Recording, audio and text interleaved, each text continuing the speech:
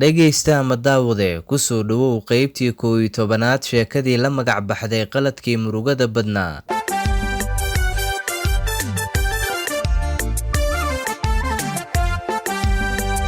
sheekadan waa qiso dhabow dhacday waxa qaybtii 10aad ay noo joogtay qoyskii oo maxkamad ku kala baxay iyo farxaddii reerka oo ilaatay ama dhammaatay. Shamse ayaa wacday hooyadeed waxaanay u sheegtay in Xamse uu furay haddana ay haysato carruurta, balse hooyadeed ayaa ku tiri hooyo carruurta lacag fiican oo ceyr ayaad ku qaadanaysaa ee ninkaas uusan dib kugu soo laabanin mar kale. Shamse oo markaan su'aalo badan isweydiinaysa ayaa waxay tiri Xamse wax dembi ah muusan iga gelin, isaga ayaa ay keenay waddankan, waxaana hadda dareemayaa farxad la'aan. Shamse durbo waxay bilowday shalay iyo sidoo kale in go'aankii ay qaadato uu ahaa mid xun oo ay ku degdegtay, balse arrintaas waxaa ku tashkiilisay hooyadeed oo aan la dhacsanayn xilligaasi Xamse. Xamse waxa uu galay nolol cusub oo kelinimo ku dheehan, waxa uu ka soo dhex baxay reerkiisa waxaana u bilowday jawi cusub, waxaana uu sii watay shaqadiisa iyo horumarinta noloshiisa. Laakiinse isagoo la yaaban xaaladda imtixaanka ee haleeshay waxa uu yidhi murugadan igu soo guddoontay waa maxay? Shamse waxay ahayd qof jecel oo baari ah, balse wax kasta waa isbedeleen. Sidaan filaya arrintan waxaa ka dambaysa hooyadeed, maadaama Shamse ay tahay qof aan ku fikirayn xaaladdan oo kale.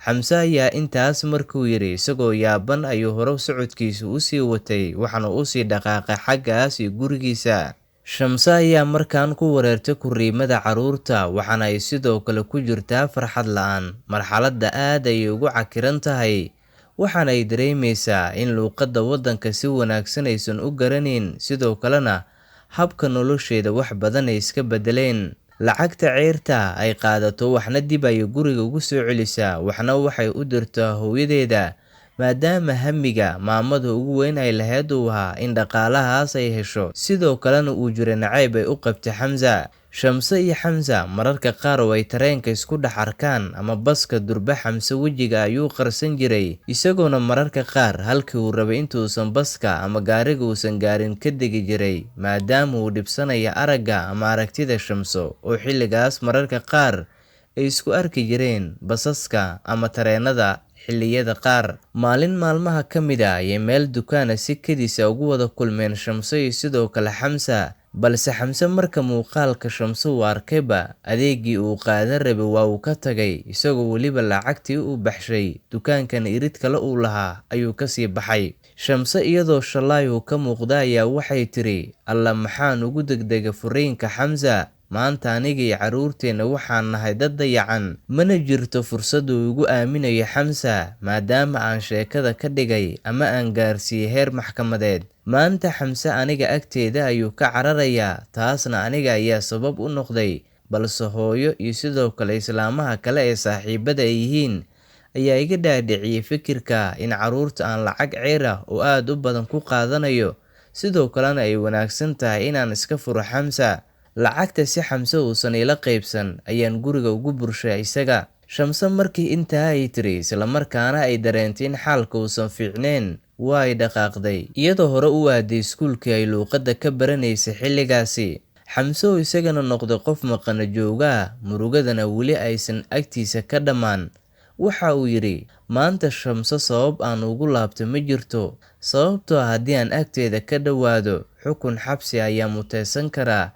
Carruurtana maanta haddii ay gaalo dhankooda raacaan iyada ayaa mas-uul ka ah, sababtoo aniga uma dhowaan karo xaggooda, xitaa haddii ay aabay dhahaan uma jawaabi karo. Maanta Shamse igu laaba haddii ay tiraahdo xitaa waxaa weli nool oo markasta ina kala geyn kara hooyada dhashay iyada. Waa inaan samaystaa nolol cusub, sidoo kalena xaaladii dhacdaan ka soo qaataa wax dunidan igu soo maray. Maanta lacag yar ayay iga dooratay gabadhii aan jeclaa. Intaas ayuu yidhi isagoo murugoonaya Xamse. Xamse markii intaa uu yidhi isla markaana waxa uu dareemayay in arrintan uusan ku lug lahayn aabbaha dhalay Shamse, isla markaana arrintan ay ka dambayso oo keliya hooyadeeda. Xaalka ayaa ku soo gabagaboobay hooyada dhashay Shamse oo ujeedkeedu uu guulaystay, iyo sidoo kale Xamse iyo Shamse oo kala tegay, isku soo laabasho dambana aysan jirin oo labadooda dhex martay, haddii ay jirtana ay tahay mid aad u adag.